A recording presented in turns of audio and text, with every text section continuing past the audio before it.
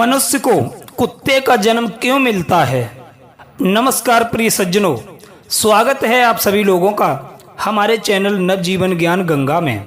मित्रों, आज का विषय है एक कुत्ते ने क्यों लगाई भगवान श्री राम के दरबार में न्याय की गुहार। मित्रों, कुछ लोगों का मानना है कि एक कुत्ता जो पशुओं की श्रेणी में आता है वो भला किस प्रकार से अपनी बात कह सकता है और भगवान श्री राम ने उसकी बातों को कैसे समझ लिया। वैसे तो ये बात मैं सिर्फ नास्तिक लोगों को नहीं समझा सकता, बाकी जो भगवान के भक्त हैं वो सब जानते हैं कि भगवान हर जीव के मन की बात कैसे समझ लेते हैं। हर जीव जंतु, हर प्राणी की आवाज वो सुन लेते हैं, इसीलिए तो वो भगवान हैं। मित्रों, मैं इस कहानी के माध्यम से आपको बताता हूँ कि कौन से कर्म करने वाले मनुष्य को कुत्ते की योनि में जन्म लेना पड़ता है। सज्जनों, एक बार भगवान के दरबार में सभा लगी हुई थी। भगवान अपने दरबार में बैठे हुए थे, तभी उन्होंने एक कुत्ते के रोने की आवाज सुनी। मित्रों, भगवान राम ने दरबारियों से पूछा कि ये कुत्ता भला क्यों रो रहा है, तो दरबारियों ने जाकर के उस कुत्ते को भगा दिया। दूसरा दिन हुआ तो कुत्ता फिर पुनः उस दरवाजे पर आकर रोने लगा। दरबारियों ने उसे दोबारा भगा दिया। इस प्रकार से कुत्ते को रोते हुए 3 दिन हो गए।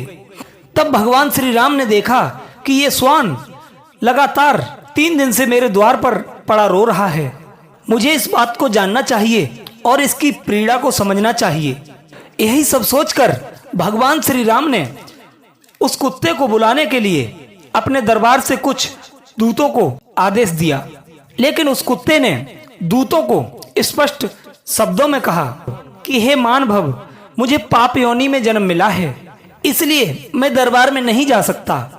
मेरे लिए कुछ स्थान वर्जित हैं, जैसे मंदिर, यज्ञशाला, हवन गृह, तुलसी के उद्यान, किसी सभा या मठ में, राजभवन या गौशाला, पवित्र तीर्थ स्थल, रसोई घर, स्नान संध्या करने के स्थान पर मैं जाने के योग्य नहीं हूँ। तुम जाकर प्रभु राम से कह दो कि वे स्वयं आकर मेरी पीड़ा को सुने। मित्रों, कुत्ते के बताए अनुसार दूतों ने प्रभु राम को उसकी सारी बातें बताईं। इतनी बात सुनने के बाद भगवान श्री राम उस कुत्ते के समीप गए और उससे रोने का कारण पूछा। कुत्ता कहने लगा, हे प्रभु, आपने मेरे लिए बड़ा कष्ट किया है, जो आप स्वयं चल करके मेरे पास आए हो। हे महाराज, इसके लिए मैं आपको अनेकों धन्यवाद देता हूँ। प्रभु, मेरी अरदासा ये है कि मैं आपसे न्याय मांगने आया हूँ। मैंने सुना है कि आप किसी के साथ भेदभाव नहीं करते, इसीलिए मैं आपके दर पर आया हूँ। हे प्रभु, मैंने कोई अपराध नहीं किया है, फिर भी एक सन्यासी ने मुझे पत्थर से मारा है, जिसके कारण मेरा पैर टूट गया है और मुझे चलने में बड़ा कष्ट हो रहा है। हे प्रभु, आप सब जानते हैं, वैसे भी मुझे सबसे ज्यादा निंदित योनि में जन्म मिला है।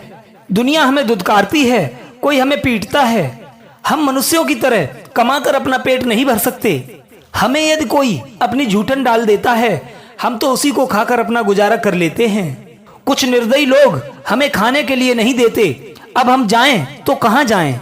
हे दीन बत्सल, ऊपर से हमारा पैर तोड़ दिया, अब तो मैं कहीं चल फिर भी नहीं सकता हूँ। इसी बात से दुखी होकर मैं आपकी शरण में आया हूँ। हे प्रभु, मुझ नीच जाति के प्राणी को न्याय दीजिए। प्रिय सज्जनों, कुत्ते की पूरी बात सुनकर प्रभु राम ने उस सन्यासी को बुलवाया और उससे पूछा, हे सन्यासी जी, आपने किस अपराध के चलते इस असहाय प्राणी का पैर तोड़ दिया। तभी सन्यासी ने कहा, हे महाराज, मैं भिक्षा के लिए रास्ते में जा रहा था, तभी इसने आकर मेरा भिक्षा अन्न छू लिया। हे प्रभु, दोपहर का समय था, मुझे बहुत तेज भूख लगी थी।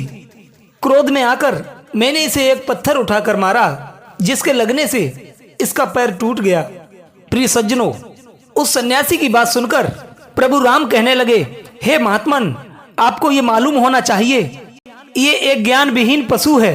यदि इसने अपना भक्ष्य पदार्थ देखकर आपको छू दिया तो मैं इसमें इसका कोई दोष नहीं मानता। ये तो इसकी स्वाभाविक प्रवृत्ति है, इसीलिए आप ही इसके अपराधी हैं। यदि आपको भूख लगी थी तो भूख तो इस कुत्ते को भी लगी थी। आपको तो मैंने भोजन कमाने के लिए विवेक दिया है, आप कहीं से भी फिर से अपना भोजन जुटा सकते थे, परंतु ये तो ज्ञान विहीन पशु है, इसको भोजन ना मिलने से भूखा ही रहना पड़ा होगा। भगवान राम बोले, हे स्वान, ये सन्यासी आपका अपराधी है, इसे तुम क्या दंड देना चाहते हो? तुम जो भी दंड बताओगे हम इसे वही सजा सुनाएंगे।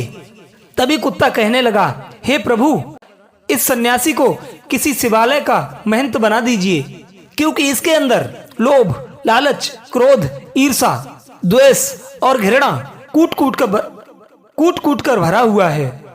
इसे अपने ही अवगुणों से अपनी करनी का दंड मिल जाएगा।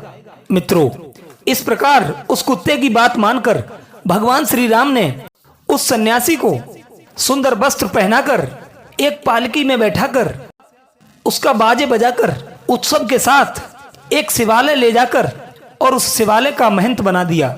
सज्जनों, उस समय अज्ञानवश वो सन्यासी बहुत प्रसन्न होते हुए अपना भाग्योदय समझ रहा था। इधर ऐसी न्याय व्यवस्था को देखकर दरबार के कुछ लोग बड़े असमंजस में पड़ गए। उन्होंने भगवान श्री राम से पूछा, हे प्रभु, उस सन्यासी ने तो कुत्ते की टांग तोड़ी थी, परंतु उसे दंडित करने की बजाय उसे शिवालय का महंत बनाकर उसे बहुत सारे सुख दे दिए गए। इस रहस्य को हम समझ नहीं पाए। हे प्रभु, इसका क्या अर्थ है? हमें समझाने की कृपा करें। तब कुत्ता कहने लगा, हे मान भवो, कुछ स्थान ऐसे होते हैं जहां लोभी, लालची, कामी, क्रोधी, ईर्षालु और घृणा करने वाले लोग नहीं रहना चाहिए।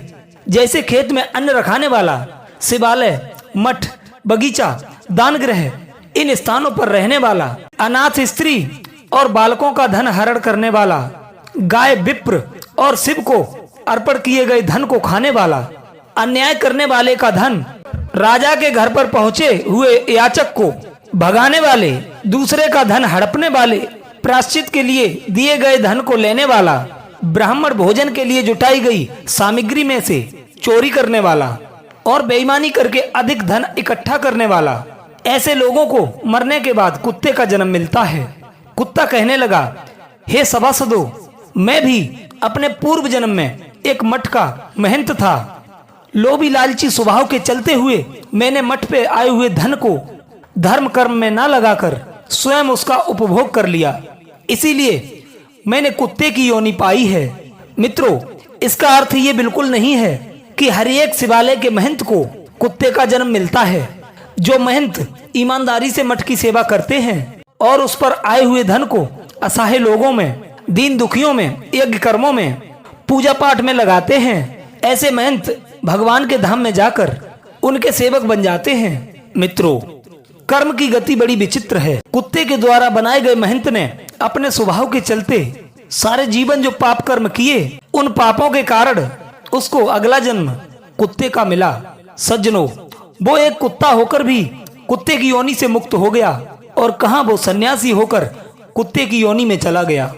मित्रों, हमारे जीवन में हमें कर्मों के अनुसार ही फल भोगना पड़ता है।